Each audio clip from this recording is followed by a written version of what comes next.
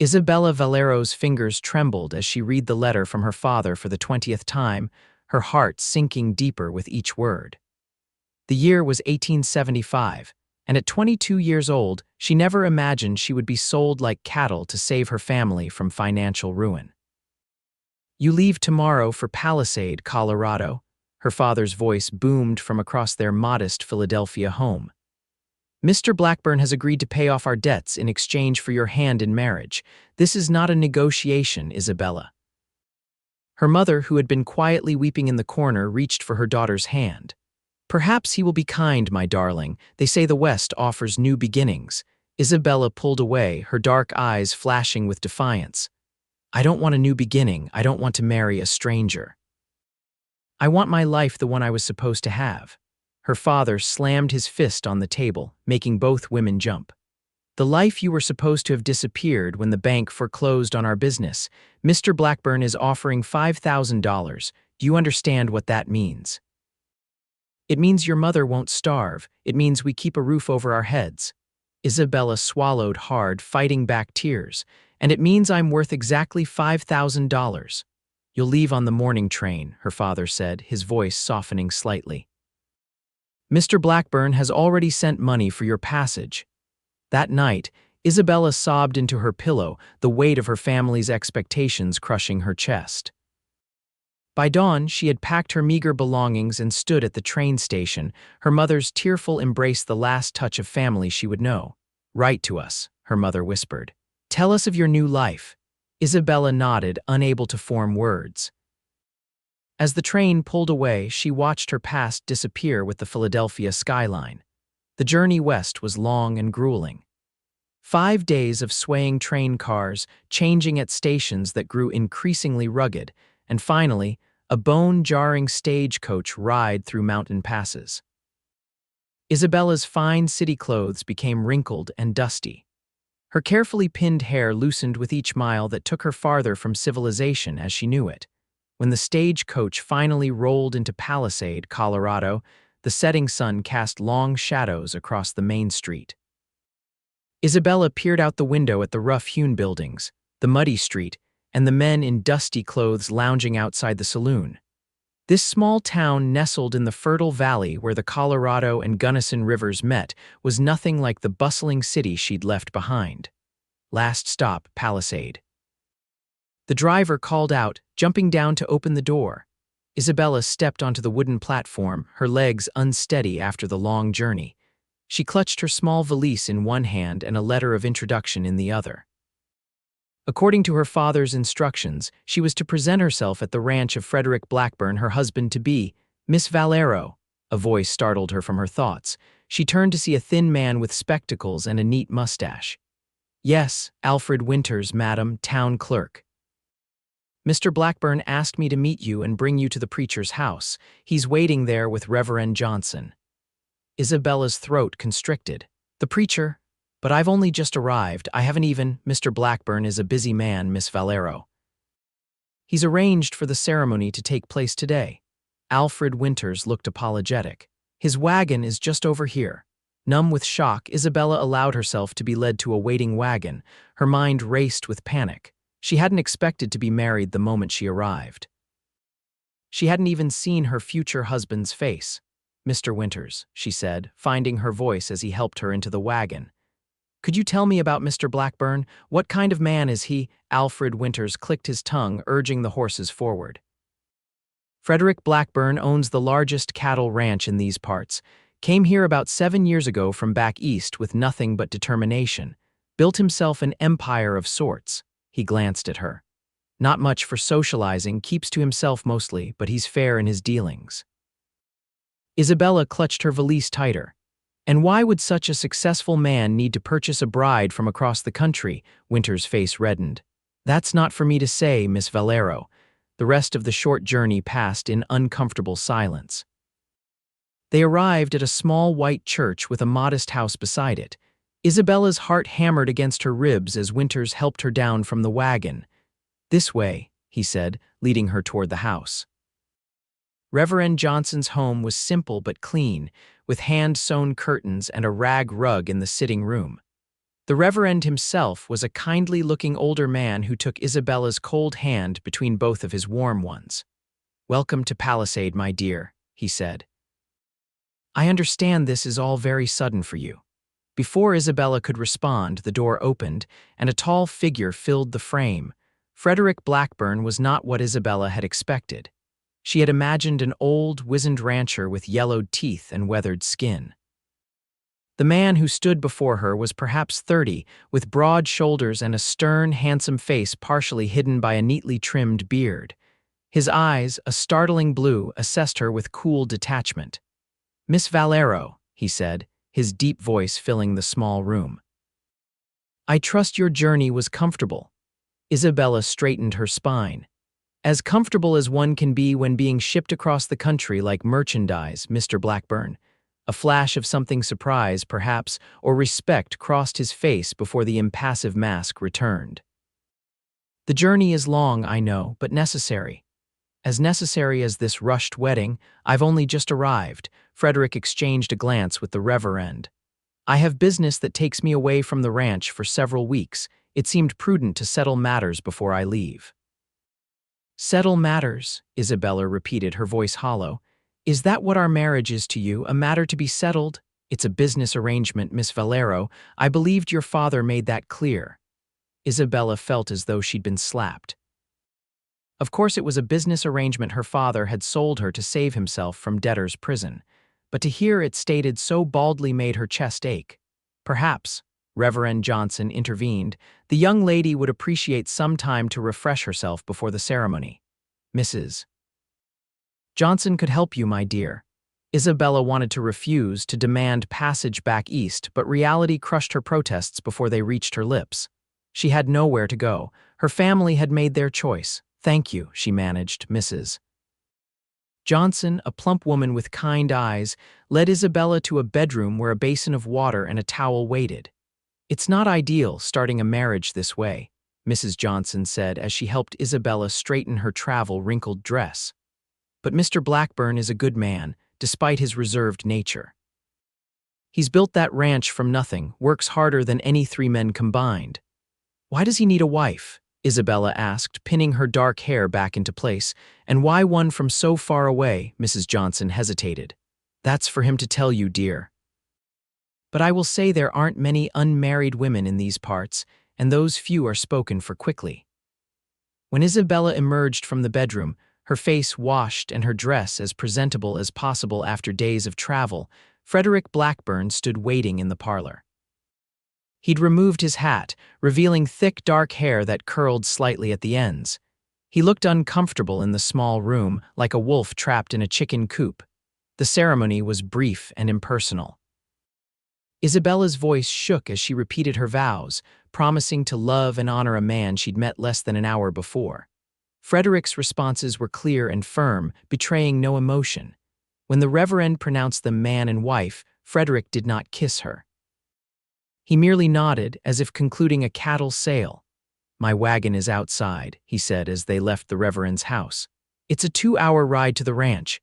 Isabella followed him mutely to a sturdy wagon drawn by 2 strong horses. He helped her up, his touch impersonal, and then climbed up beside her.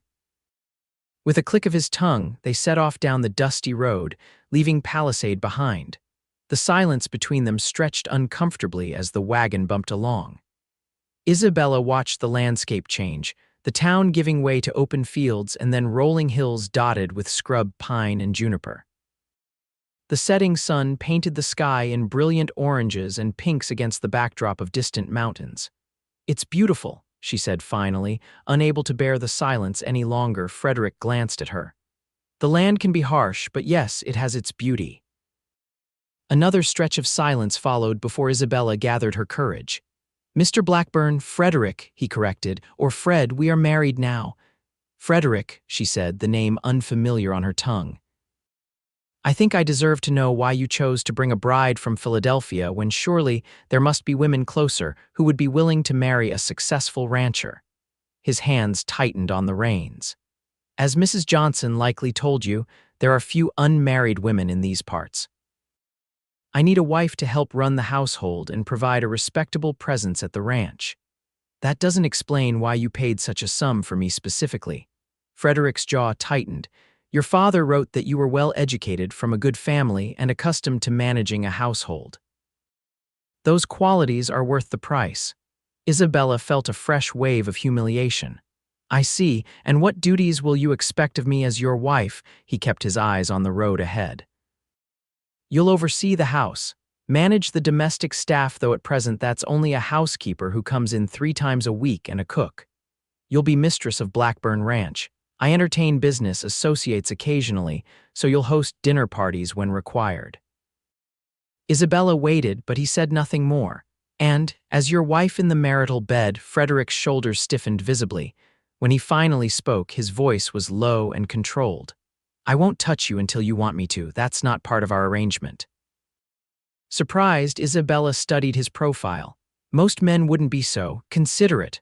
I'm not most men, Mrs. Blackburn. I don't want an unwilling woman in my bed.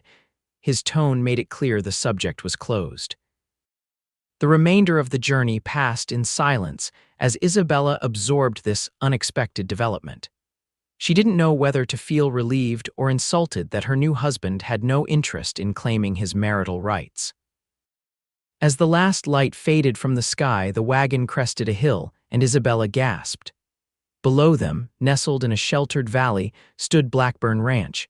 The main house was larger than she'd expected, a 2-story structure built of sturdy logs with a wide porch wrapping around 3 sides. Several outbuildings clustered nearby, a barn, bunkhouse, and what appeared to be a blacksmith's forge. In the distance, pastures stretched out, dotted with the dark shapes of cattle. This is all yours, she asked, unable to keep the awe from her voice. Ours now, Frederick corrected, though there was no warmth in his voice. I started with 50 acres and 10 head of cattle. Now it's 2,000 acres and over 500 head. He guided the wagon down the hill toward the house. As they approached, a lantern appeared on the porch, held by a stocky woman with gray streaked hair. That's Mrs. Hollister, the housekeeper, Frederick explained. She's prepared a room for you and a late supper. The wagon rolled to a stop before the house, and Frederick jumped down, coming around to help Isabella. His hands were strong at her waist as he lifted her down, but he released her immediately, maintaining a careful distance. Welcome to Blackburn Ranch, he said formally, Mrs. Hollister bustled forward, her round face curious.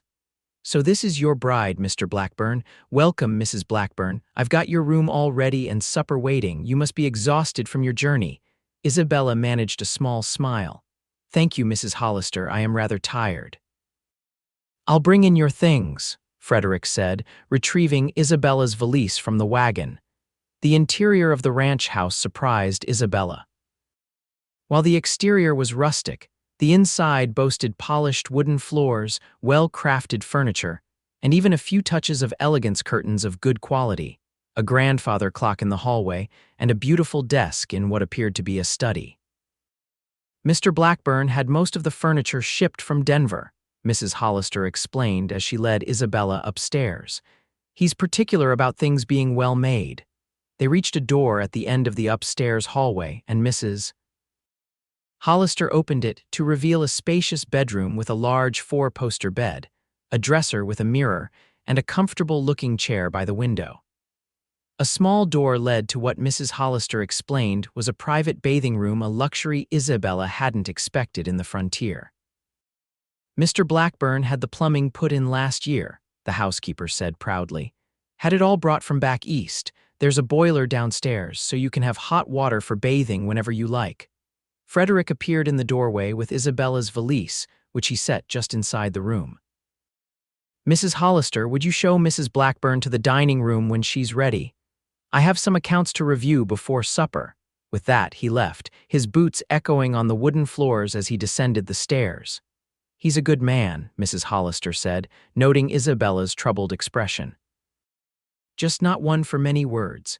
Now, would you like to freshen up before supper? Isabella nodded, still overwhelmed by the sudden changes in her life. When Mrs. Hollister left, she sat heavily on the edge of the bed, running her hand over the soft quilt. This room, this house, was nothing like what she'd expected. She had imagined a crude cabin, not this comfortable home. After washing her face and hands and changing into her cleanest remaining dress, Isabella made her way downstairs, following the smell of food.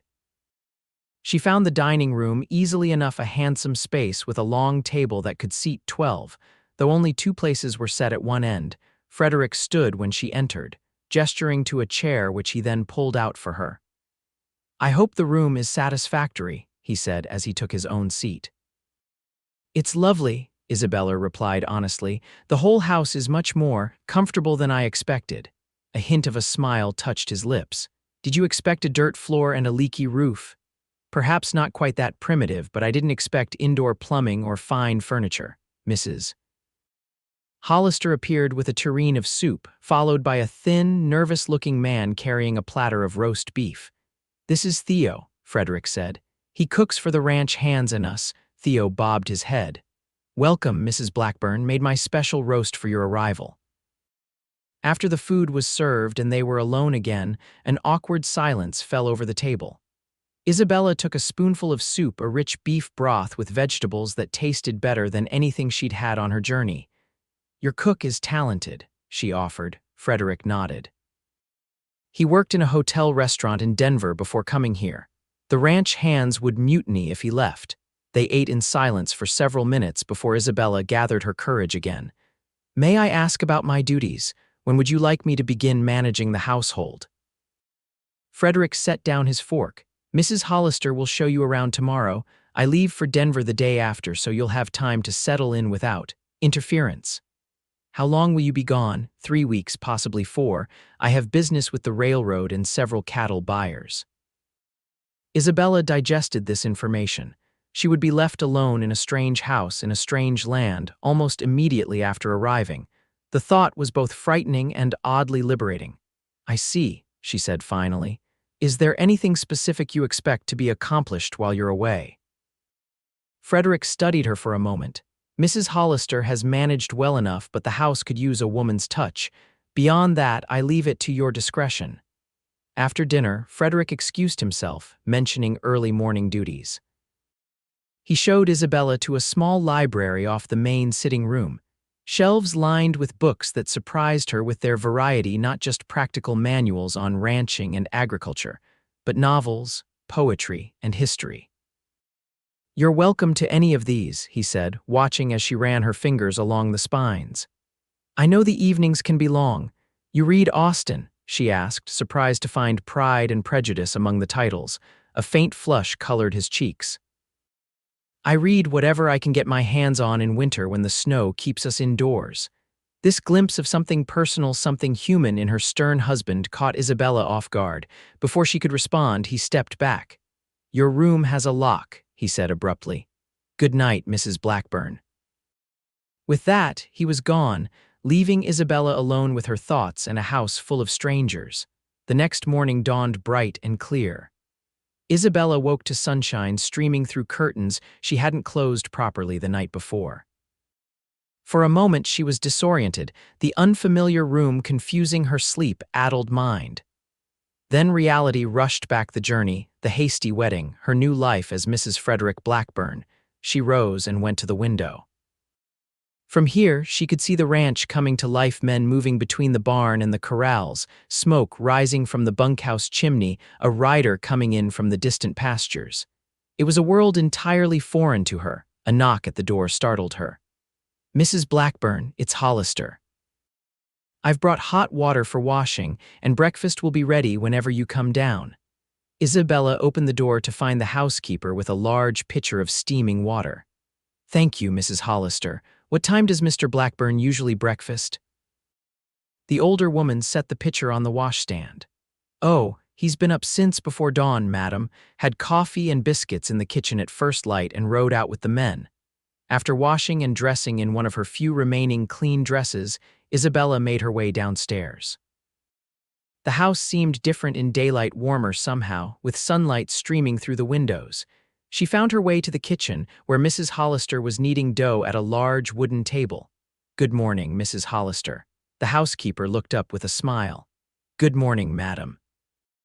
There's coffee fresh on the stove, and I can fix you eggs and bacon if you're hungry."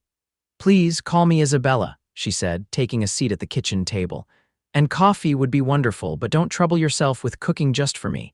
Mrs. Hollister waved away her protest. "No trouble at all, and if we're using Christian names, I'm Martha." She wiped her hands on her apron and poured coffee into a china cup. "Mr. Blackburn said I should show you around today, get you acquainted with the running of the house." Isabella accepted the coffee gratefully. "Yes, he mentioned that last night. I'd appreciate your guidance, Martha. This is all very new to me." Martha studied her with kind eyes. "It's a big adjustment, coming all this way to marry a stranger, but you've got grit, I can tell. You'll do fine." After a breakfast of eggs, bacon, and fresh biscuits, Martha gave Isabella a tour of the house. It was more spacious than it had appeared from the outside 6 bedrooms upstairs, though only the master bedroom and Isabella's room were currently furnished. A formal dining room, the sitting room, library, Frederick's study, a large kitchen with a pantry, and even a small sewing room. "Mr. Blackburn built with an eye to the future," Martha explained as they climbed back downstairs. "Said a proper ranch house should be able to accommodate family and guests." Isabella wondered if Frederick had expected children from their arrangement, despite his promise not to touch her unless she wished it. The thought brought a strange flutter to her stomach. "And what about the rest of the ranch?" she asked, pushing the thought away. "The outbuildings, the workers." Martha led her outside onto the wide porch. "There's the main barn where we keep the horses and some livestock. The bunkhouse is where the ranch hands sleep 12 men currently, though more during roundup and branding. The cookhouse is where Theo feeds them. The blacksmith shop is over there, that's Samuel's domain. He's married to my sister, they live in that small cabin just beyond." Isabella tried to absorb it all. "And all these people, they'll expect me to be in charge now." Martha patted her arm. "Mr. Blackburn runs the ranch work. You'll oversee the house and domestic matters. The men won't bother you much, except maybe Theo about supplies for the kitchen." As they stood on the porch, Isabella spotted a group of riders approaching from the distant pastures. Even at a distance, she recognized Frederick's straight-backed posture and broad shoulders. He rode at the head of the group, his black hat shading his face from the morning sun. "That's the boss and some of the hands coming back for the midday meal," Martha said. "Would you like to meet them, or would you rather wait until dinner tonight?" Isabella squared her shoulders. "I should meet them now. They're part of the household I'm meant to manage, aren't they?" Martha smiled approvingly. "That's the spirit." The riders dismounted at the corral, handing their horses off to a young boy who couldn't have been more than 15. Frederick spotted Isabella and Martha on the porch, and after speaking briefly to one of the men, strode toward the house. "Good morning," he said, removing his hat as he climbed the porch steps. "I trust Mrs. Hollister has been showing you around." "Yes," Isabella replied, noticing how the morning sun brought out auburn highlights in his dark beard. "The house is impressive." Frederick nodded. "It took 3 years to build it properly. I lived in a one-room cabin until then." He turned to Martha. "Is there coffee, fresh pot on the stove?" Martha confirmed. "And Theo's making stew for midday." "Good, I'll introduce you to the men at dinner," he said to Isabella. "Most are out with the herd, but they'll all be in tonight."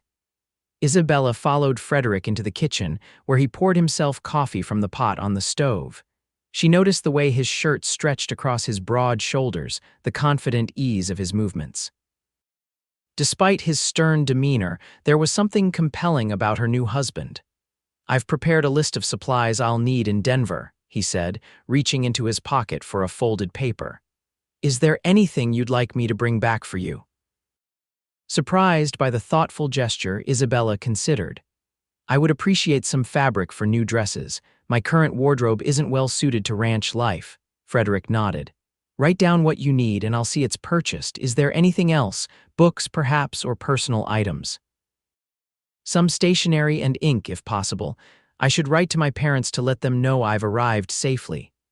Something flickered across Frederick's face, an emotion Isabella couldn't quite identify. "Of course. I'll make sure you have what you need before I leave tomorrow." That evening, Isabella dressed carefully in her best remaining dress, a deep blue that brought out the warmth in her dark eyes. She pinned her hair in a simple but elegant style and descended to the dining room, where she found Frederick waiting. He'd changed from his work clothes into a clean shirt and dark trousers, his hair damp from washing.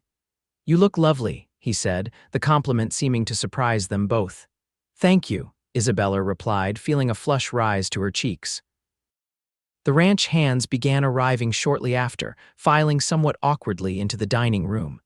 They were a diverse group, some young, barely out of boyhood, others weathered by years of hard work under the sun. Frederick introduced each one, and Isabella did her best to memorize names and faces. Roy, the foreman, a gray-haired man with kind eyes and a weathered face. Jake and Tom, brothers from Minnesota who'd come west seeking fortune. Miguel, a skilled horseman from New Mexico Territory. Will, barely 20, eager to prove himself. And more faces and names that blurred together in Isabella's tired mind. The men were polite, but clearly uncomfortable in the presence of a lady, especially one as refined as Isabella. They removed their hats, mumbled greetings, and cast curious glances her way when they thought she wasn't looking. Dinner was served family style, with large platters passed around the table. Isabella noticed that despite their rough manners, the men waited for her to be served first, a courtesy she suspected Frederick had insisted upon. "Mrs. Blackburn comes to us from Philadelphia," Frederick said as they ate. "She'll be managing the household while I'm away in Denver. I expect you all to show her the same respect you'd show me." There were nods around the table, and Roy, the foreman, spoke up. "Don't you worry, boss. We'll make sure the lady feels welcome and safe." Isabella felt a surge of gratitude toward the older man. "Thank you, Mr. Roy. I'm looking forward to learning about ranch life. It's very different from the city." This opened a floodgate of conversation, with the men eager to explain their work and the rhythms of ranch life. Isabella listened attentively, asking questions that showed genuine interest. By the end of the meal, the initial awkwardness had largely dissipated. As the men filed out, thanking Theo for the meal and nodding respectfully to Isabella, Frederick remained seated, watching his wife with a thoughtful expression. "You handled that well," he said when they were alone. "Many Eastern women would have turned up their noses at dining with ranch hands." Isabella set down her coffee cup. "They seem like good men, and they clearly respect you." "I pay fair wages and don't ask anything of them I wouldn't do myself," Frederick said simply. "That earns respect out here more than fancy words or fine clothes." They retired to the sitting room after dinner, where Frederick surprised Isabella by producing a small package from his desk. "I had this in town," he explained, handing it to her, "for writing to your family." Inside, Isabella found quality stationery, a bottle of ink, and a fine steel pen. "Thank you," she said, genuinely touched by the thoughtful gift. "This is very kind." Frederick shrugged, looking uncomfortable with her gratitude. "I'll be leaving at first light tomorrow. Is there anything else you need before I go?" Isabella hesitated, then decided on honesty. "Just some reassurance, perhaps. I'm still finding my footing here." His blue eyes softened slightly. "The men will respect your authority in household matters. Martha will help you with anything you need. And Samuel the blacksmith and his wife Eliza live just beyond the cookhouse if you need anything more substantial." "When will you return?" 3 weeks, if all goes well. 4 at the outside." He paused, studying her. "Will you be all right here without me?" The question surprised Isabella. It was the first time Frederick had shown genuine concern for her feelings rather than just her material needs. "I think so," she said. "I'm stronger than I appear, Mr. Blackburn." A hint of a smile touched his lips. "I'm beginning to see that, Mrs. Blackburn." The following morning, Isabella woke before dawn, hearing movement downstairs. She dressed quickly and made her way to the kitchen, where she found Frederick drinking coffee while Martha packed food into a saddlebag. "You're up early," Frederick said, surprise evident in his voice. "I wanted to wish you safe travels," Isabella replied. Martha tactfully excused herself to fetch something from the pantry, leaving them alone. Frederick stood awkwardly, his tall frame imposing in the kitchen's close quarters. "I've left money in the study desk for any household expenses," he said. "And Roy knows to come to you if there are any problems that need immediate attention." Isabella nodded. "I'll do my best to manage things in your absence." Frederick hesitated, then reached into his pocket. "I almost forgot." "Your ring." He held out a simple gold band. Isabella extended her hand and he slipped the ring onto her finger, his touch lingering just a moment longer than necessary. "It was my mother's," he said quietly. "I should have given it to you at the wedding, but it needed cleaning." Isabella looked at the ring, then back at Frederick. "Thank you, I'll take good care of it," Martha returned, breaking the moment between them. "Your food's packed, Mr. Blackburn. Should last you 2 days before you reach Denver." Frederick nodded his thanks, gathered his saddlebags, and headed for the door. At the threshold, he turned back to Isabella. "Write if you need anything," he said. "I'll send word when I'm returning." Then he was gone, his boots crunching on the gravel outside. Isabella went to the window and watched as he mounted his horse, a magnificent black stallion, and rode away, his straight back silhouetted against the lightening eastern sky. "Well," Martha said beside her, "now you can get to know the place without him looking over your shoulder." Isabella turned to the older woman with a small smile. "I suppose that's one way to look at it." The next 3 weeks passed more quickly than Isabella could have imagined. With Frederick gone, she threw herself into learning about her new home, determined to prove to herself as much as to her absent husband that she was capable of managing a ranch household. She spent the first days exploring every corner of the house, taking inventory of linens, dishes, and pantry supplies. She discovered that while the house was well built and furnished with quality pieces, it lacked the small touches that made a house a home: curtains in some rooms, rugs to soften the wooden floors, artwork on the bare walls. Isabella found herself making lists of improvements, small changes that wouldn't cost much, but would add comfort and beauty to the solid structure Frederick had built. When she discovered a trunk of fabric scraps in the sewing room, she set to work making cushions for the hard wooden chairs in the dining room. Martha watched with approval as Isabella took charge. "Mr. Blackburn won't know the place when he returns," she commented one afternoon as Isabella hung curtains she'd sewn for the sitting room windows. "Do you think he'll mind?" Isabella asked, suddenly uncertain. "These are his rooms, after all. I wouldn't want to overstep," Martha snorted. "Mind, that man has been living with the bare minimum of comfort since he built this place. He knows houses need a woman's touch, that's why he sent for you." The words stung slightly. "Is that all I am? A decorative touch for his house?" Martha's expression softened. "No, child, but it's a start. Men like Frederick don't open their hearts easily. Show him you care about his home, and you start making inroads to the man himself." Isabella considered this as she worked. Frederick Blackburn remained an enigma to her, stern and reserved, yet capable of unexpected moments of consideration, like the gift of stationery or his mother's ring. Who was the man beneath that controlled exterior? And more troublingly, why did she care?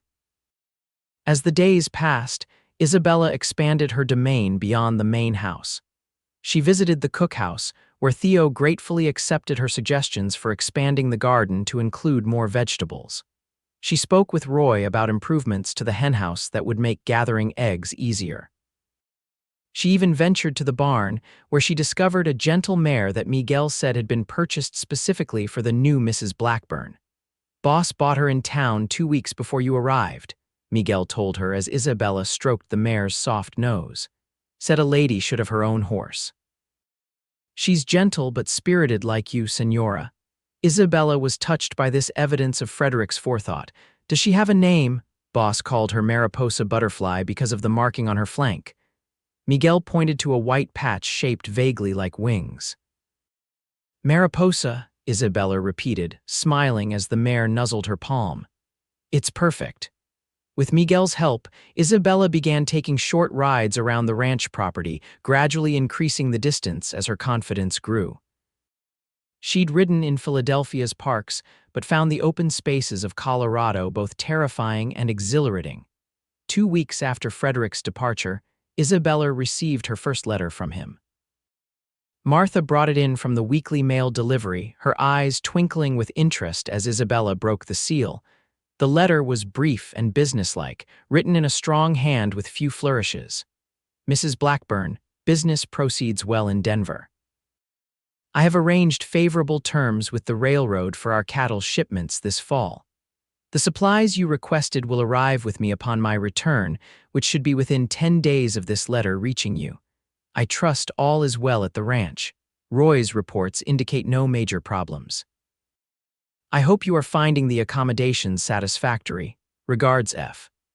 Blackburn. Isabella couldn't help feeling disappointed by the formal tone, though she wasn't sure what she'd expected. At least he'd written, confirming his return date and mentioning her requested supplies. She penned a reply that evening, keeping her tone as businesslike as his, but allowing herself to share some of the changes she'd made to the house, hoping he wouldn't object. As Frederick's return date approached, Isabella found herself growing increasingly nervous. She'd made numerous small changes to his home. Would he resent her presumption? And more confusingly, why did she find herself watching the road each day, hoping to see his tall figure approaching?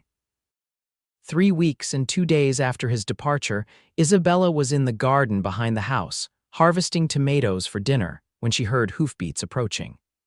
Her heart leapt traitorously in her chest, and she shaded her eyes against the afternoon sun, looking toward the road. Frederick rode at the head of a small procession himself on his black stallion, followed by a wagon loaded with crates and barrels, driven by a stranger in a city suit. Isabella set down her basket and wiped her hands on her apron, suddenly conscious of her work dress and loose hair. She watched as Frederick dismounted at the barn, spoke briefly with Roy, then turned toward the house. His long strides ate up the distance between them quickly. He removed his hat as he approached, revealing hair that had grown a bit longer in his absence. "Mrs. Blackburn," he said, his deep voice sending an unexpected shiver down Isabella's spine. "I see you've taken to gardening." Isabella straightened her shoulders. "The tomatoes were ripe, and please call me Isabella. Mrs. Blackburn feels so formal." Something like surprise flickered in his blue eyes. "Isabella, then." He glanced at the house behind her. "The place looks different." "I hope you don't mind," she said quickly. "I made some small improvements." "Nothing expensive, just curtains and cushions, mostly made from materials I found in the sewing room." Frederick studied the house for a long moment. "It looks like a home," he said finally. "Thank you." The simple words warmed Isabella more than any elaborate compliment could have. "You're welcome." Frederick gestured toward the wagon now approaching the house. "I brought the supplies you requested, and some additional items I thought might be useful." The driver of the wagon, a clerk from the Denver Merchant, Isabella soon learned began unloading crates onto the porch. Frederick directed the man to place certain boxes in specific rooms, his organizational skills evident in the efficient way he managed the delivery. When the wagon was empty and the clerk dispatched to the cookhouse for a meal before his return journey, Frederick led Isabella to the sitting room, where several boxes awaited her attention. "These are for you," he said, indicating the crates. "Fabric as you requested, some books I thought you might enjoy, and a few other items for the house." Isabella opened the first crate to find bolts of fine fabric cotton in practical colors for everyday dresses, but also silk in a deep emerald green that made her gasp. "This is too fine for ranch work," she said, running her fingers over the luxurious material. "It's for social occasions," Frederick explained. "The banker in Palisade hosts a harvest dance each year. As my wife, you'll be expected to attend." Isabella looked up at him, trying to imagine this stern man dancing. "Do you dance, Mr. Blackburn?" A faint flush colored his cheeks. "Frederick, please, and yes, I can manage a waltz without stepping on too many toes." This unexpected glimpse of self-deprecating humor made Isabella smile. "Then I shall look forward to the dance." She continued unpacking, finding not just the requested stationery and fabric, but books, recent novels from Eastern publishers, a volume of poetry, and a book on Western wildflowers. There were also small luxuries she hadn't dared ask for: lavender soap, a silver-backed hairbrush, fine tea from China. "This is too much," she protested. "I only asked for necessities." Frederick shrugged, looking slightly uncomfortable with her gratitude. "A woman should have nice things, even on a ranch." Isabella studied him, trying to reconcile this thoughtfulness with the stern, businesslike man who had met her at the stagecoach. "Thank you, truly." That evening at dinner, just the two of them, As the ranch hands ate at the cookhouse, Frederick asked about her experiences during his absence. Isabella found herself talking more freely than she had since arriving, telling him about learning to ride Mariposa, about her conversations with Roy and the other hands, about discovering a family of rabbits living under the porch steps. Frederick listened attentively, offering occasional comments or explanations. He seemed more relaxed than before his trip, the rigid set of his shoulders softened somewhat. "You've made an impression on the men," he said as Martha served coffee after the meal. "Roy says you have good ideas for improving the chicken coop." Isabella felt herself blush. "I just suggested raising the nesting boxes to make egg collection easier. My grandmother had a similar arrangement on her farm in Virginia. It's a good idea. I've told Roy to implement it." He took a sip of his coffee. "You've settled in better than I expected. Did you think I would fail?" Isabella asked, unable to keep a hint of challenge from her voice. Frederick studied her for a moment. "I thought you might be too refined for ranch life, too accustomed to city comforts." "I'm more adaptable than you give me credit for." A slight smile touched his lips. "So I'm learning." That night, as Isabella prepared for bed in her room still separate from Frederick's, as he continued to honor his promise not to touch her until she wanted him, she found herself thinking about her husband in a new light. The man who had returned from Denver seemed subtly different from the one who had left, still reserved, still somewhat stern, but with moments of warmth that surprised and intrigued her. As the weeks passed, a tentative routine developed between them. Frederick rose before dawn to work with the men, while Isabella managed the household and continued her improvements to the ranch. They took dinner together each evening, their conversations gradually becoming less stilted and more genuine. Isabella learned that Frederick had come west at 23, the second son of a Boston merchant who had left him a small inheritance but no place in the family business. He had worked on other ranches for 3 years, learning the cattle business before purchasing his initial 50 acres and small herd. "Why cattle ranching?" she asked one evening as they sat on the porch, watching the sunset paint the western sky in brilliant oranges and pinks. "Why not mining or some other western venture?" Frederick considered the question. "There's something honest about it. The animals either thrive or they don't. The land either produces or it doesn't. No schemes or fancy talk can change those fundamentals." "You prefer directness," Isabella observed. Frederick glanced at her. "Yes, though I'm learning that some matters require delicacy." Isabella sensed he was referring to their unusual marriage arrangement. Since his return, Frederick had been unfailingly courteous but had maintained a careful physical distance. He never entered her room, never initiated physical contact beyond occasionally helping her down from Mariposa after rides or offering his arm when they walked into town for Sunday services. Yet Isabella had begun to notice things: the way his eyes followed her movements when he thought she wasn't looking, how he seemed to find reasons to be near her without actually touching. And more disconcertingly, she had begun to notice her own reactions to his presence: the quickening of her pulse when he entered a room, the warmth that spread through her when he offered one of his rare smiles. September brought the first hints of autumn, with cooler nights and aspen trees turning gold on the mountainsides. It also brought increased activity to the ranch as preparations began for the fall cattle drive to the railroad stockyards. "We'll move about 300 head, Frederick explained over breakfast one morning. "The rest will winter here on the ranch." "Will you be gone long?" Isabella asked, trying to keep her voice casual. Frederick looked up from his coffee. "About 2 weeks. Roy and most of the men will accompany the herd. I'll return after seeing the cattle loaded onto the train cars." "I see." Isabella busied herself with buttering a biscuit to hide her disappointment.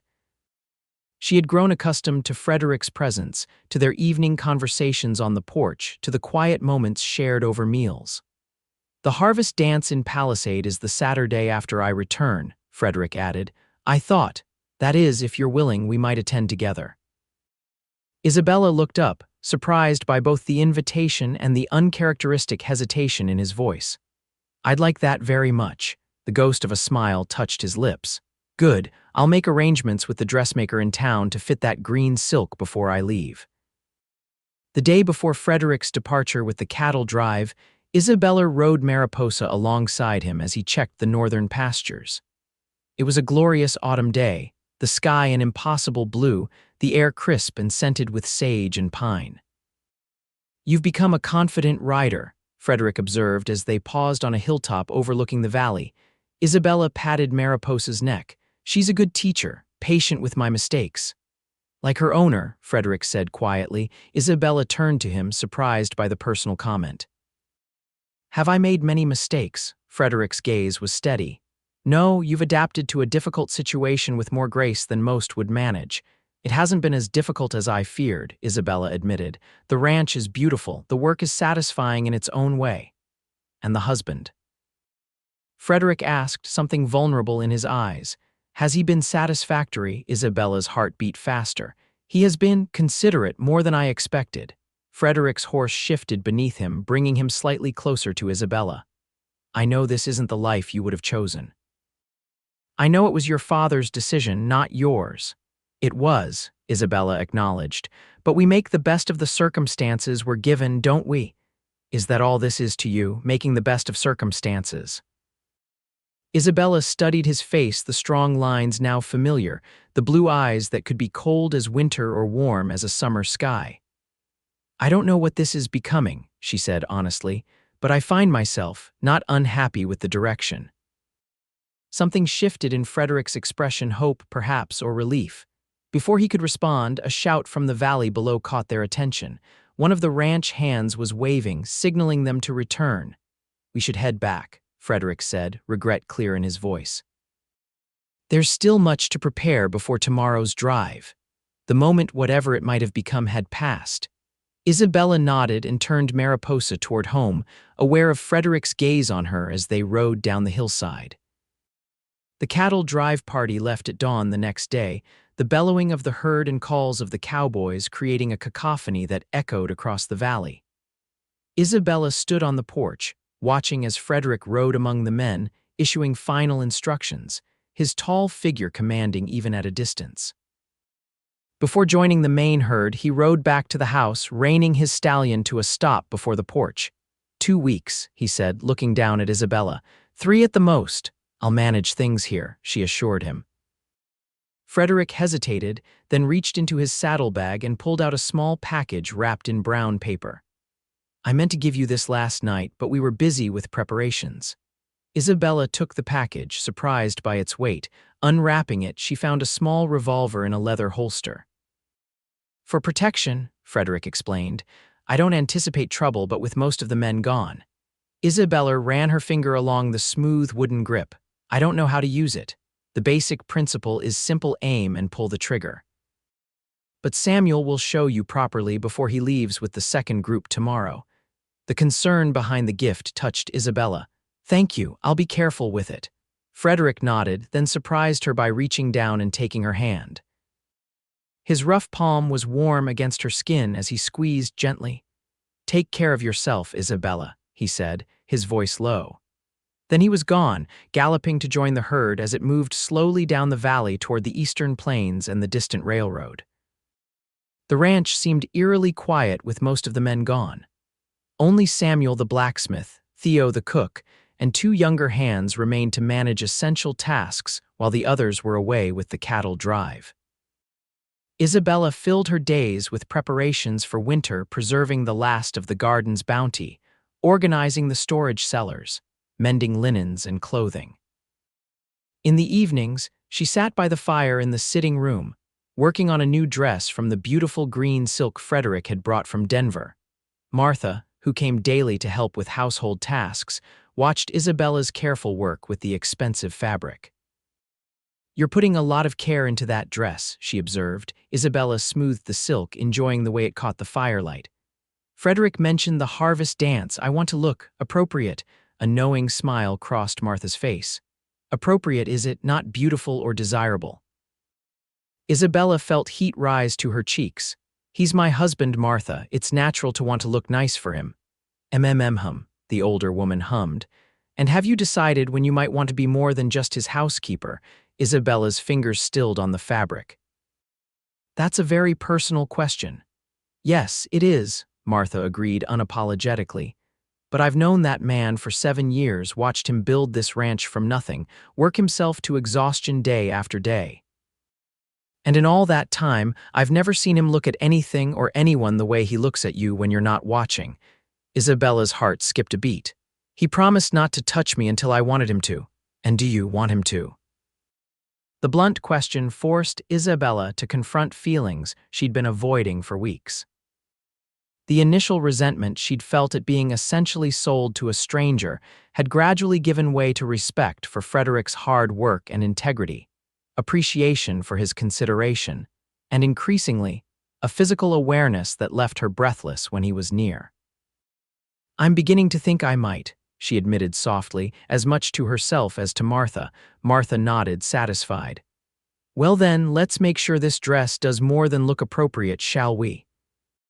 The 2 weeks of Frederick's absence stretched to nearly 3, with only a brief note arriving by messenger to explain that loading the cattle onto the train cars had been delayed by a derailment further up the line.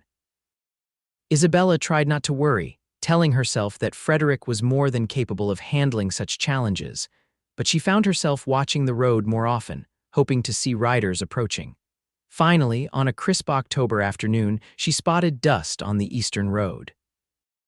Abandoning the bread dough she'd been kneading, Isabella wiped her hands on her apron and went to the porch, shading her eyes against the late afternoon sun.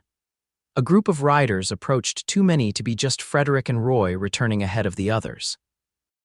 As they drew closer, Isabella recognized most of the ranch hands who had left with the cattle drive, Frederick among them. They rode wearily, their horses plodding after the long journey. Isabella's heart leapt at the sight of Frederick, his tall figure unmistakable even at a distance. She fought the urge to run down the path to meet him, instead remaining on the porch, one hand unconsciously checking that her hair was tidy. The men dismounted at the barn, turning their tired horses over to the hands who had remained behind. Frederick spoke briefly with Roy, then looked toward the house. Even from this distance, Isabella could see the moment he spotted her, his posture straightened, his stride lengthened as he walked toward her. "Welcome home," she called as he approached, suddenly shy despite the weeks she'd spent anticipating his return. Frederick climbed the porch steps, removing his hat to reveal hair that had grown longer during his absence, curling slightly at the nape of his neck. His face was more tanned, with several days' growth of beard darker than usual. "The ranch looks well," he said, his voice rough from trail dust. "No problems," Isabella shook her head. "Nothing we couldn't handle. How was the drive?" "Successful, despite the railroad delays." "The cattle brought a good price." He hesitated, then added, "I missed our conversations in the evenings." The simple admission warmed Isabella more than any elaborate declaration could have. "I missed them too," Frederick's eyes softened. "I should clean up." 3 weeks on the trail makes a man less than pleasant company. Isabella smiled. "I've asked Theo to prepare a special dinner to welcome you home. It should be ready by 6. Frederick nodded. "I'll be presentable by then." True to his word, Frederick appeared in the dining room at 6, freshly bathed and shaved, dressed in clean clothes. His hair was still damp from washing, the dark strands combed neatly back from his forehead. Isabella, who had changed into one of her better dresses for the occasion, felt a flutter in her stomach at the sight of him. Dinner was a celebration of the successful cattle drive. With Theo's best roast beef, fresh bread Isabella had baked that afternoon, and even a fruit pie for dessert. Frederick ate hungrily, but with the good manners that had surprised Isabella from the beginning. "The harvest dance is this Saturday," he mentioned as they lingered over coffee. "Did you finish your dress?" Isabella nodded. "Martha helped with the final fittings." "I'm sure you'll be the most beautiful woman there," Frederick said quietly. The compliment, delivered with such simple sincerity, brought warmth to Isabella's cheeks. "Thank you. I hope I won't embarrass you." Frederick looked genuinely confused. "Embarrass me? How could you possibly?" "I don't know the local customs, the people, the expected behaviors." Frederick's expression softened. "Isabella, you could never embarrass me. You've brought grace and dignity to this ranch in ways I never imagined possible." He hesitated, then added, "I'm proud to have you as my wife." The words hung between them, weighted with meaning beyond the simple statement. Isabella looked into Frederick's blue eyes, seeing warmth and something else, a longing that matched the one growing within her own heart. "I'm beginning to be proud to be your wife," she admitted softly. Saturday arrived crisp and clear, perfect weather for the harvest dance. Isabella spent the day in careful preparation, washing her hair with the lavender soap Frederick had brought from Denver, pressing her new dress, and even experimenting with a touch of rouge Martha had provided. The green silk dress was her finest creation, modest enough for a rancher's wife, but styled to flatter her figure, with a slightly lower neckline than her everyday dresses and a fitted bodice that accentuated her small waist before flowing into a full skirt. When she descended the stairs that evening, Frederick was waiting in the sitting room, dressed in his best suit. He turned at the sound of her footsteps, and the look that crossed his face made Isabella's heart skip a beat. "You are beautiful," he said simply, making no attempt to hide his admiration. Isabella took in the sight of her husband in his formal, where the dark suit emphasizing the breadth of his shoulders, his clean-shaven face revealing the strong line of his jaw, his blue eyes bright as they moved over her. "You look very handsome yourself," she replied, meaning it sincerely. Frederick offered his arm. "Shall we? I've had the buggy brought around. It's too far to ride in that dress." The harvest dance was held in the Palisade Town Hall, a sturdy building that had been transformed with autumn decorations, corn shocks in the corners, pumpkins and gourds on tables, paper lanterns hanging from the rafters. It seemed all of Palisade and the surrounding ranches had turned out for the celebration, the room crowded with families in their finest clothes.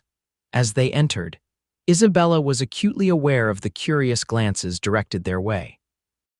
She had met some of the townspeople during Frederick's absence, but many were seeing the Blackburn bride for the first time. Frederick kept her hand firmly on his arm as he guided her through the crowd, introducing her to neighbors and business associates. Isabella was surprised by how many people greeted Frederick with genuine warmth, contradicting her initial impression of him as a solitary figure. "Mr. Blackburn, and this must be your bride." A plump woman in a purple dress approached them, her husband a balding man with impressive whiskers in tow. "I'm Harriet Palmer, dear, and this is my husband George. He owns the bank in town." Isabella smiled and offered her hand. "Isabella Blackburn, it's a pleasure to meet you." "We've been dying to meet you," Mrs. Palmer gushed. "When Frederick here told us he'd sent for a bride from back east, we could hardly believe it. He's been such a confirmed bachelor all these years." Frederick shifted uncomfortably beside Isabella. "Isabella has brought welcome changes to the ranch," he said, his tone discouraging further personal comments. Mrs. Palmer, however, was not easily deterred. "I'm sure she has. A house needs a woman's touch, and perhaps soon the pitter-patter of little feet hum." Isabella felt Frederick stiffen beside her, but before either of them could respond, the musicians began tuning their instruments, providing a welcome distraction. "I believe they're starting the dancing," Frederick said, nodding politely to the Palmers. "If you'll excuse us." He led Isabella toward the dance floor, a muscle working in his jaw. "I apologize for Mrs. Palmer. She means well but lacks discretion." Isabella squeezed his arm gently.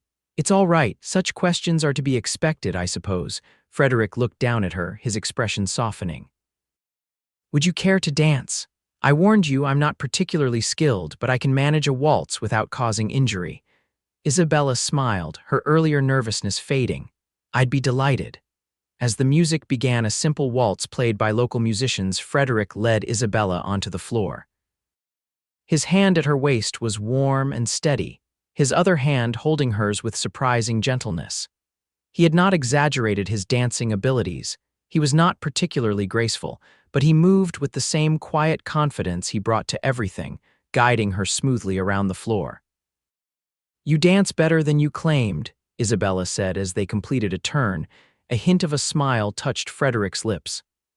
"I had proper lessons as a boy in Boston. My mother insisted. I simply haven't had much occasion to practice since coming west." "Tell me about your family," Isabella requested, realizing how little she knew of his past. Frederick's expression grew more reserved. "Not much to tell. My father was a merchant, successful enough. My older brother inherited the business. My mother died when I was 15. I'm sorry, Isabella said softly. Is that why you gave me her ring? Frederick glanced at the gold band on Isabella's finger. Yes, she would have approved of you, I think. She valued practicality but also beauty. The simple compliment warmed Isabella. And your brother, do you write to him? Occasionally, we were never close. He thought my coming west was foolish, throwing away my education and prospects for a wild dream. But you proved him wrong, Isabella observed. You've built something impressive here. Frederick's eyes met hers, something vulnerable in their blue depths. Yes. Though until recently, it was incomplete. The music ended before Isabella could respond to this loaded statement. Frederick released her waist but kept her hand in his as they moved to the side of the dance floor. The evening continued pleasantly, with more dancing interspersed with conversations with the local families.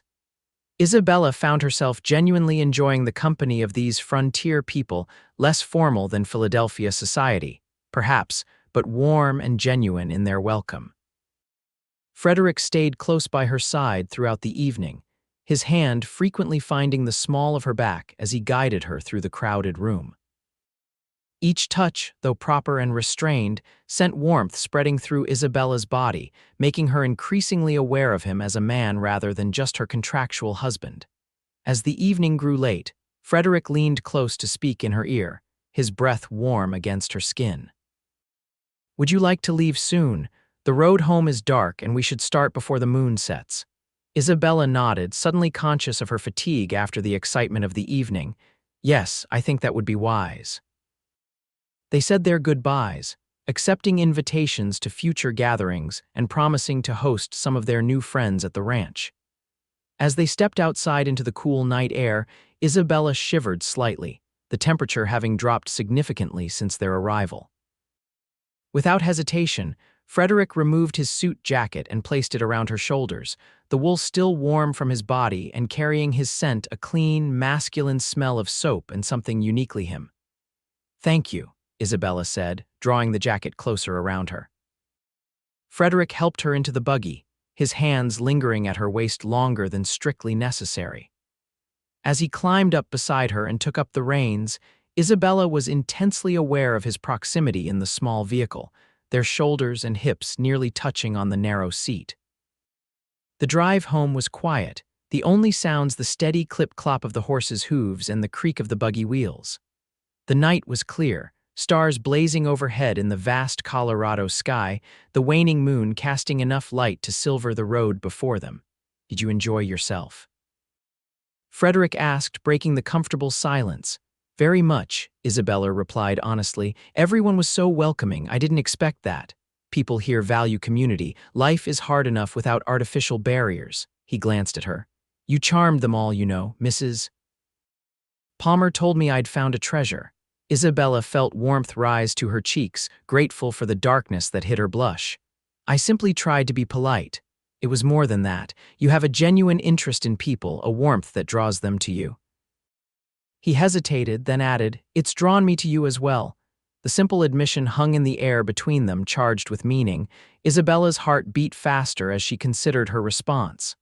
I've come to care for this place, she said carefully. For the ranch, the people, for you. Frederick's hands tightened on the reins. Isabella. He paused, seeming to struggle for words.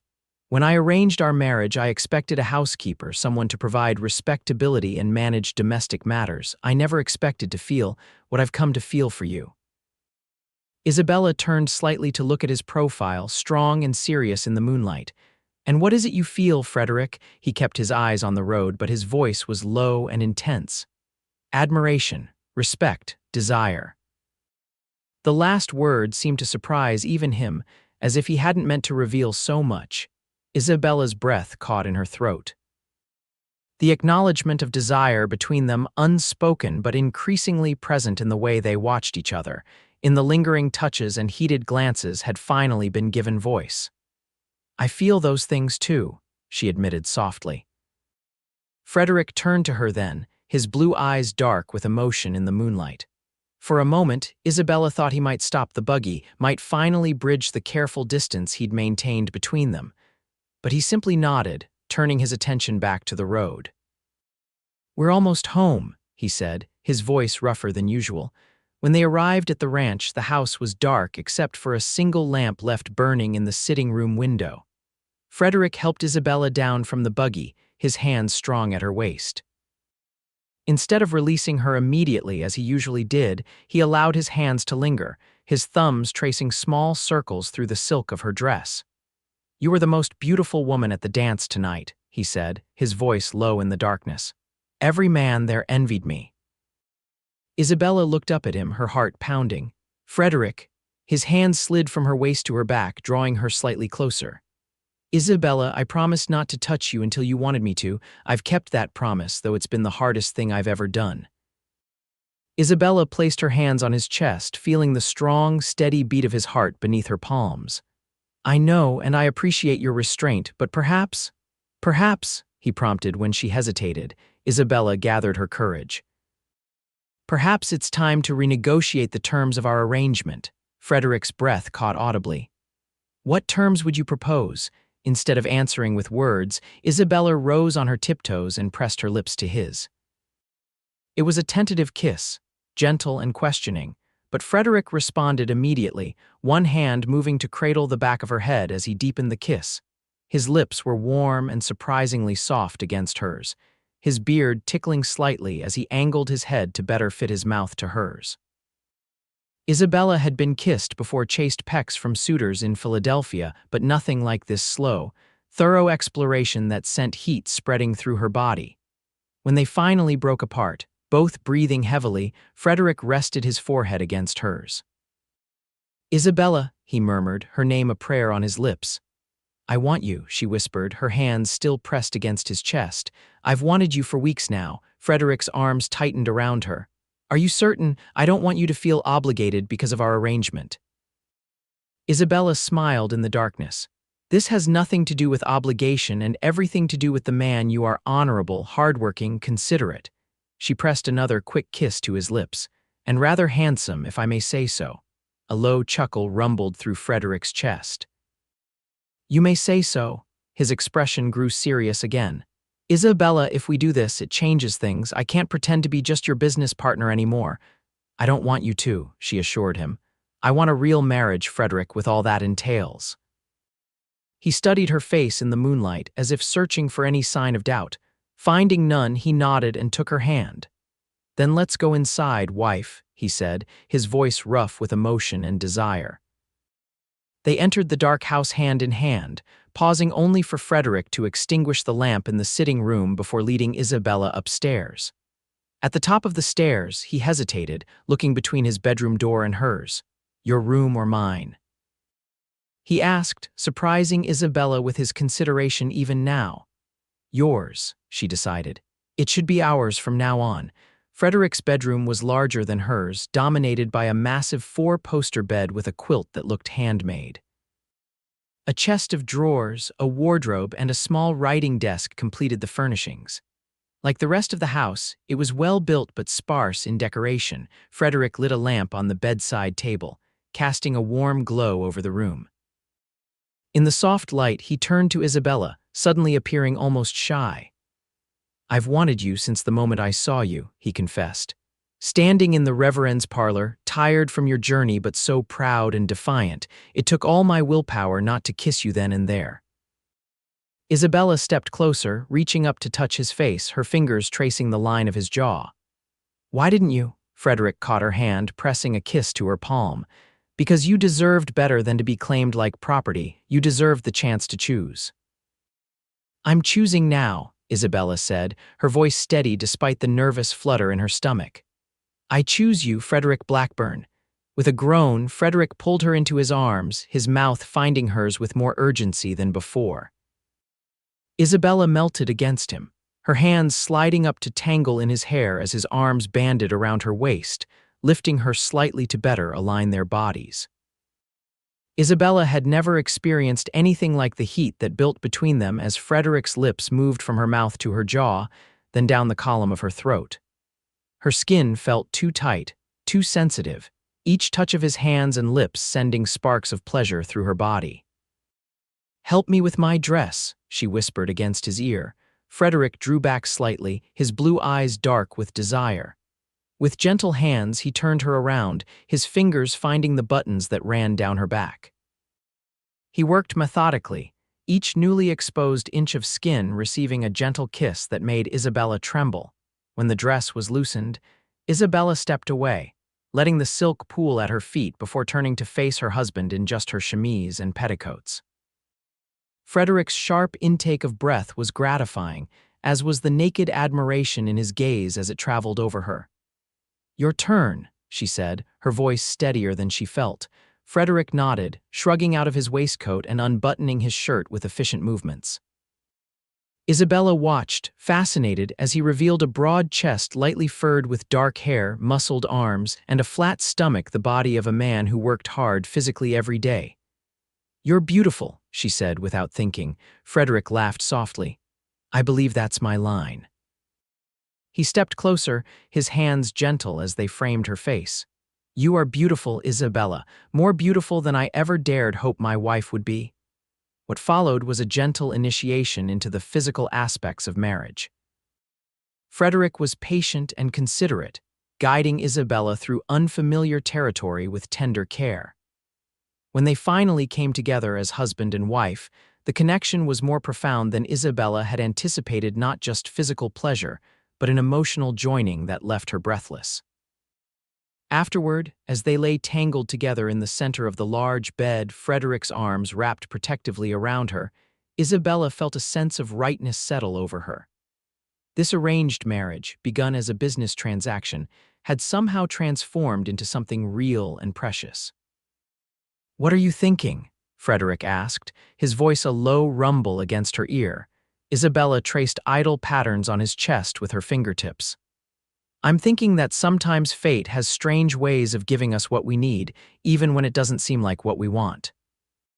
Frederick caught her hand, bringing it to his lips. "When I sent for a bride, I hoped for compatibility, perhaps eventual friendship. I never expected." He hesitated. "Expected what?" Isabella prompted, lifting her head to see his face. Frederick's blue eyes were soft with an emotion Isabella had never seen there before. "I never expected to fall in love," he said simply. The words, spoken with such straightforward sincerity, brought tears to Isabella's eyes. "I never expected that either," she whispered. "But here we are." "Here we are," Frederick agreed, drawing her closer. "So what happens now, Mrs. Blackburn?" Isabella smiled, settling her head on his chest where she could hear the steady beat of his heart. "Now we build a life together, a real marriage, not just an arrangement." "I'd like that," Frederick said, pressing a kiss to the top of her head. As Isabella drifted towards sleep, warm and secure in her husband's arms, she thought about the twists of fate that had brought her here. Her father's financial troubles, Frederick's need for a wife, their unconventional beginning, all leading to this unexpected happiness. Perhaps, she thought drowsily, being ordered to marry a stranger had been the best thing that ever happened to her after all. Spring came to Palisade with a riot of wildflowers carpeting the valley, and new calves wobbling alongside their mothers in the pastures. The ranch house, once merely functional, had been transformed over the winter months into a true home, with Isabella's touch evident in every room: curtains at the windows, rugs on the floors, comfortable furniture arranged for conversation rather than just utility. But the most significant change was in the relationship between the rancher and his mail-order bride. What had begun as a business arrangement had blossomed into a deep and genuine love, evident in the way Frederick sought Isabella's opinion on ranch matters, in the way she greeted him with a kiss when he returned from work, in the quiet moments they shared on the porch watching the sunset. The town of Palisade had fully embraced Isabella as one of their own. She had formed friendships with several of the local women, participated in church activities, and even helped establish a small lending library in the back room of the general store. On a particularly fine April morning, Isabella sat at the desk in what had once been Frederick's study, but was now their shared office. She was writing in the ranch ledger, recording the latest expenses and income with the careful precision Frederick had taught her. So absorbed was she in her task that she didn't hear her husband enter until his hands came to rest gently on her shoulders. "Hard at work, I see," he said, bending to press a kiss to the top of her head. Isabella leaned back against him with a smile. "Just finishing the monthly accounts. The new bull you purchased is performing well, by the way. Miguel says we should expect a strong calf crop next spring." Frederick chuckled. "Are you managing my ranch hands now as well as my household?" "Our ranch," Isabella corrected, turning to face him, "and our hands." The pride and love in Frederick's eyes warmed her to her toes. "Indeed, our everything." He paused, studying her face. "You look tired. Are you feeling well?" Isabella hesitated, a secret smile playing at her lips. "I feel wonderful, actually, though perhaps a bit more tired than usual." "And I've been thinking." "A dangerous occupation," Frederick teased, perching on the edge of the desk. "What thoughts have been occupying my brilliant wife?" Isabella took his hand, placing it gently over her still flat stomach.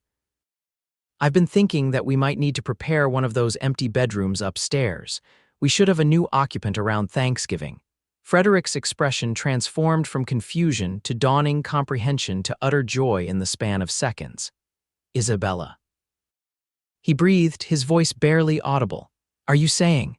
"We're going to have a baby," she confirmed, her own joy bubbling up in laughter as Frederick let out a whoop and lifted her from the chair, spinning her around in exuberant circles. "Careful," she protested through her laughter. "The accounts," Frederick set her down gently but kept his arms around her. "Hang the accounts. We're going to be parents." Isabella had never seen him so openly joyful, his usual reserve completely abandoned in his excitement. "You're pleased, then?" she asked, though his reaction had made the answer obvious. "Pleased? Isabella, I'm—" He shook his head, seemingly at a loss for words before cupping her face in his hands. "I never imagined I could be this happy. When I sent for a bride, I hoped for a partner, someone to share the work and perhaps, eventually, some companionship. Instead, I found the love of my life and now the mother of my child." Tears filled Isabella's eyes at the heartfelt declaration. "It seems my father did me a favor after all, sending me to you." Frederick's expression grew serious. "Have you written to tell him? About the baby, I mean." Isabella nodded. "Last week. I've written regularly, as you know, but they've never responded. I'm not sure they even read my letters." The pain of her family's silence was the one shadow on her happiness. Since arriving in Colorado, Isabella had written faithfully to her parents, telling them of her new life, her growing affection for Frederick, later of their deepening relationship. No reply had ever come. Frederick's jaw tightened. "Their loss," he said firmly. "We've built our own family here." Isabella leaned into his embrace, drawing comfort from his solid strength. "Yes, we have, and soon it will be larger by one." That evening, as they sat on the porch watching the sunset paint the western sky in gold and crimson, Frederick surprised Isabella by producing a small package from his pocket. "I was saving this for your birthday next month," he explained, "but now seems more appropriate."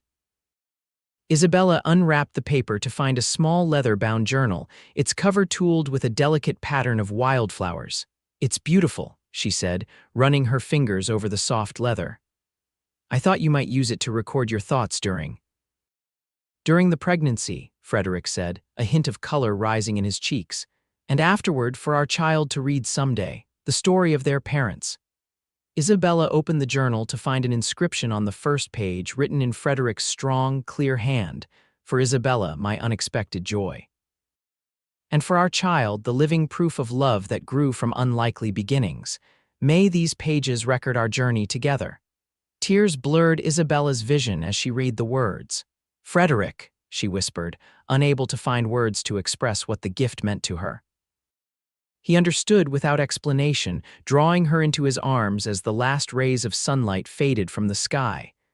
"I love you, Isabella Blackburn," he said simply, "more than I ever thought possible." Isabella leaned her head against his shoulder, one hand resting on her stomach where their child grew. "And I love you," she replied, "my arranged husband, my chosen love." As twilight deepened into night, they remained on the porch, talking quietly about their future, the baby, their hopes and dreams, plans for expanding the ranch. The evening air carried the scent of sage and pine, the distant sound of cattle lowing in the pastures. the gentle creaking of the porch swing where they sat entwined.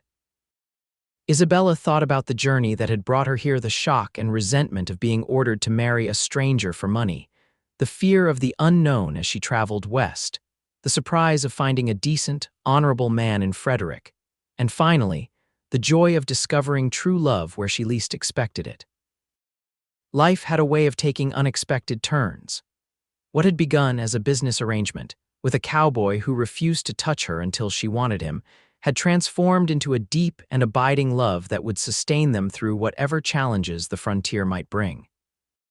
As stars appeared in the vast Colorado sky, Isabella offered a silent prayer of gratitude for the strange twist of fate that had brought her to this place, this man, this life. Her father had ordered her to marry a stranger for money, never imagining he was actually giving her the greatest gift of all, the chance to find true happiness on her own terms, in her own time, with a man worthy of her love.